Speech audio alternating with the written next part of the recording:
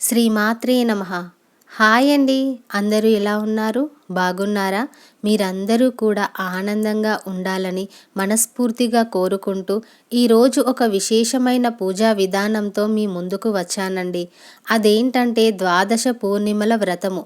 అంటే 12 మాసాలలో వచ్చే 12 పూర్ణిమలలో చేసుకునే పూజా విధానాన్ని ద్వాదశ పూర్ణిమల వ్రతము అని అంటారు. మామూలుగా మనం ఒక్క పౌర్ణమి రోజు చేసే పూజకే గొప్ప ఫలితం అనేది ఉంటుంది. అలాంటిది 12 పౌర్ణమిలు పూజ చేస్తే చాలా గొప్ప విశేష ఫలితాలు ఉంటాయి. ఈ పూజ గురించి పూర్తి వివరాలను అయితే ఈ వీడియోలో మీకు తెలియజేశానండి.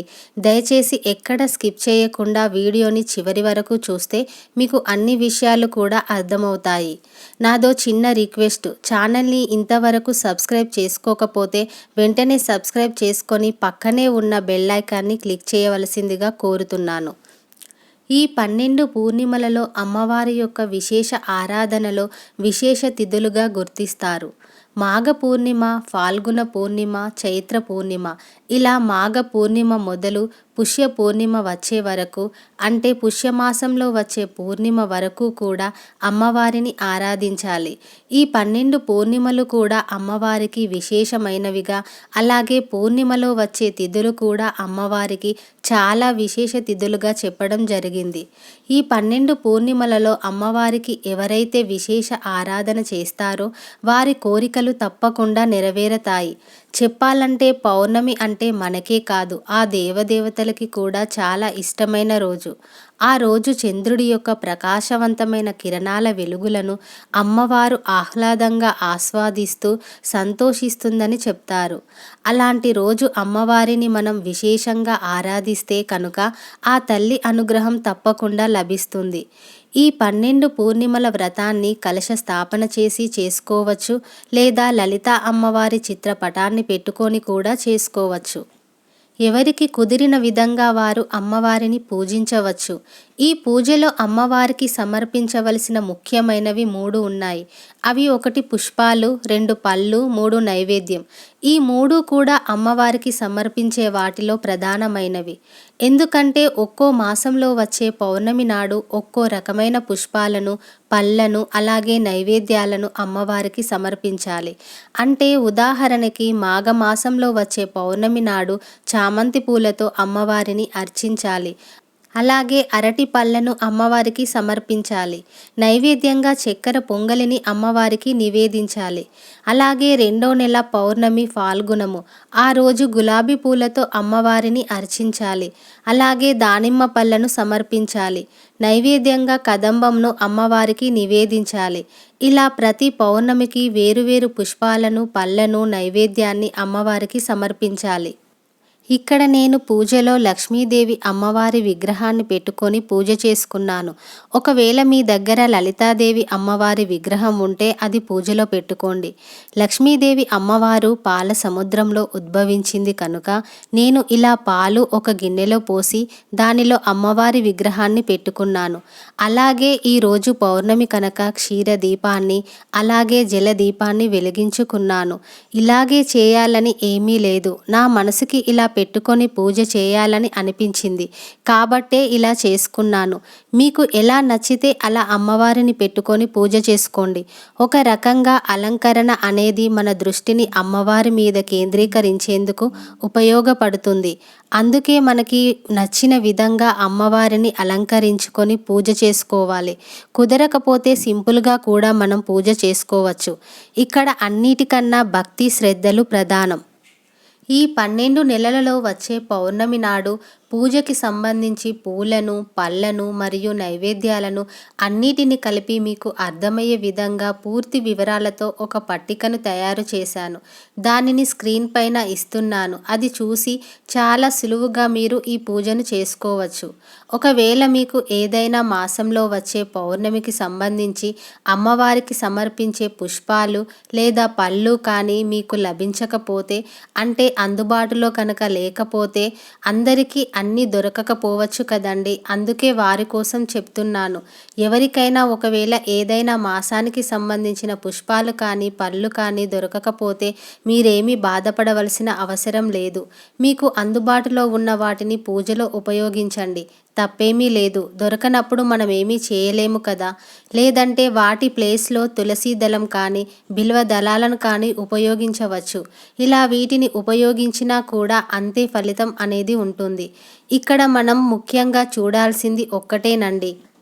భౌతికంగా అమ్మవారికి ఏం సమర్పిస్తున్నాము అనే దానికన్నా మానసికంగా మనం అమ్మవారికి ఎంత దగ్గరై పూజ చేస్తున్నాము అనేదే చాలా ముఖ్యము.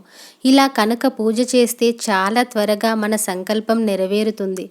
పౌర్ణమి నాడు తెల్లవారుజామునే నిద్రలేచి ఇంటినంతటిని కూడా పరిశుభ్రంగా చేసుకొని తలస్నానం చేసి పూజ గదిలో అయినా సరే లేదా వేరుగా ఒక పీఠాన్ని ఏర్పాటు చేసుకొని అయినా సరే మీరు ఈ ద్వాదశ పూర్ణిమల వ్రతాన్ని ప్రారంభించవచ్చు. ముందుగా అమ్మవారి ముందు దీపారాధన చేసి అమ్మవారికి షోడశోపచార పూజను కానీ లేదంటే పంచోపచార పూజను కానీ చేసి, అమ్మా, నేను ద్వాదశ పూర్ణిమల వ్రతాన్ని అనగా ఈ 12 నెలలలో వచ్చే పౌర్ణమిలలో నేను నిన్ను ఆరాధించాలి అని అనుకుంటున్నాను. అమ్మా, ఈ 12 మాసాలు కూడా నిన్ను చక్కగా పూజించుకునే అనుగ్రహ భాగ్యాన్ని నాకు ప్రసాదించు తల్లి అని అమ్మకి చెప్పుకొని ఆ రోజంతా ఉపవాసం ఉండాలి. అంటే పాలు పండ్లని మాత్రమే తీసుకోవాలి. అది కూడా ఆరోగ్యం సహకరించిన వారు మాత్రమే పాలు పళ్ళు తీసుకొని ఉపవాసం ఉండాలి. ఒకవేళ ఆరోగ్యం సహకరించని వారు కనుక ఉంటే టిఫిన్ లాంటివి చేయవచ్చు, తప్పేమీ లేదు. ముందుగా మనం ఆరోగ్యం ముఖ్యం. ఏ పూజ చేయాలన్నా వ్రతం చేయాలన్నా కూడా ఆరోగ్యం సహకరిస్తేనే చేయగలం. అమ్మకి అన్నీ తెలుసు. ఆ తల్లి అన్నీ అర్థం చేసుకుంటుంది. ఆరోగ్యం సహకరించిన వారు మాత్రం నేను చెప్పిన విధంగా ఉపవాసం చేయండి. అలాగే సాయంత్రం లోపు అమ్మ పూజకి సమర్పించవలసిన పుష్పాలను, పళ్ళను, నైవేద్యాన్ని అన్నిటినీ సిద్ధం చేసుకొని పెట్టుకోండి. ఇక సాయంత్రం 6 గంటల నుంచి 9 గంటల లోపు పౌర్ణమి గడియలు ఎప్పుడున్నాయా అనేవి చూసుకొని మళ్ళీ పూజను చేసుకోండి. కలశారాధన చేసి అమ్మని ఆరాధించుకోవాలని అనుకున్న వాళ్ళు కలశాన్ని, అలాగే అమ్మ చిత్రపటాన్ని పెట్టుకొని పూజించేవారు పటాన్ని గంధం కుంకుమ బొట్లు పెట్టుకొని అందంగా అలంకరించి దీపారాధన చేసి ముందుగా గణపతిని పూజించాలి. ఏ పూజ చేసినా వ్రతం చేసినా గణపతిని ఆరాధించడం ముఖ్యం. తర్వాత మనం సిద్ధం చేసుకున్న ఆ మాసంలో ఉపయోగించే పుష్పాలతో అమ్మకి అష్టోత్తరం చదువుతూ అర్చన చేయండి. అలాగే పళ్ళని కూడా అమ్మ దగ్గర పెట్టండి. అలాగే నైవేద్యాన్ని అమ్మకి నివేదించండి. తర్వాత అమ్మవారి యొక్క లలితా సహస్రనామాలని చదువుతూ కుంకుమతో అర్చన చేసుకోండి. అలాగే ఖడ్గమాలను కూడా చదువుకోండి. ఒకవేళ ఇవి రెండూ చదవలేని వారు మొబైల్లో మనం లలితా సహస్రనామం ఆడియోని పెట్టుకొని అయినా సరే కుంకుమతో అమ్మవారికి అర్చన చేసుకోవచ్చు. చదవగలిగే వారు మాత్రం తప్పకుండా చదువుతూ అమ్మవారికి అర్చన చేసుకోండి. అంతేకాని దయచేసి తప్పులు మాత్రం చదవకండి. ముందుగా ఈ పూజలో ఒక ముఖ్యమైన ప్రక్రియ చేయాలి. అదేంటంటే ఒక క్లాత్ తీసుకొని అందులో మీకు తోచినంత లేదా కుదిరినంత డబ్బును, అంటే 10 రూపాయల నుంచి మొదలు 100 రూపాయలు, 500 రూపాయలు, 1000 రూపాయలు ఇలా మీకు కుదిరినంత డబ్బును ఆ క్లాత్లో పెట్టి ముడుపు కట్టండి. అంటే మొదటి నెల ఒక 100 రూపాయలు మీరు ముడుపు కట్టారు అనుకోండి. మిగతా 11 నెలల వరకు, అంటే చివరి నెల పుష్య మాసంలో వచ్చే పౌర్ణమి వరకు కూడా ప్రతి నెల 100 రూపాయల చొప్పున 12 నెలలు కూడా ముడుపు రూపకంగా అమ్మవారి దగ్గర ఉంచండి. ఇలా ద్వాదశ పౌర్ణిమల వ్రతం పూర్తి అయ్యాక, అంటే చివరి నెల పుష్యమాసం పూజ పూర్తి అయిన తర్వాత ఏదైతే ధనాన్ని ముడుపు రూపకంగా అమ్మవారి దగ్గర ఉంచామో దానిని మొత్తాన్ని తీసుకొని గోశాలకి వెళ్ళి గోవులు తినే గ్రాసాన్ని ఆ డబ్బుతో కొని మీ చేతితో గోవులకి తినిపించండి. ఇలా చేయడం వల్ల చాలా అంటే చాలా శుభ ఫలితాలు కలుగుతాయి. లేదండి, మాకు గోశాల దగ్గరలో లేదు, అది మాకు వీలు కాదు అనుకునేవారు మాత్రం పేదవారికి, అంటే కనీసం 2 పూటలు కూడా కడుపు నిండా తినలేని వారు ఉంటారు కదా, అలాంటి వారికి ఆ డబ్బుతో భోజనం పెట్టండి. అలా చేయడం వల్ల అమ్మవారు చాలా సంతోషిస్తుంది. ఇలా 12 మాసాలు పూజ పూర్తి చేసుకున్న తర్వాత ఏదైనా అమ్మవారి ఆలయానికి వెళ్ళి ఆ తల్లిని దర్శించుకోండి.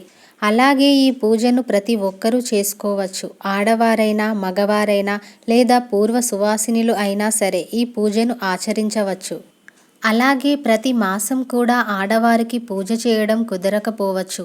మధ్యలో ఏదైనా మాసంలో ఆటంకం వచ్చినా, లేదా అర్జెంటుగా వేరే ఏదైనా పని పడినా, లేదా ఏదైనా ఊరికి వెళ్ళాల్సి వచ్చినా ఆ నెల పూజ చేయడం కుదరకపోతే ఆ నెల వదిలిపెట్టి మిగతా నెలలు పట్టిక ఆధారంగా యథావిధిగా పూజ చేసుకోండి.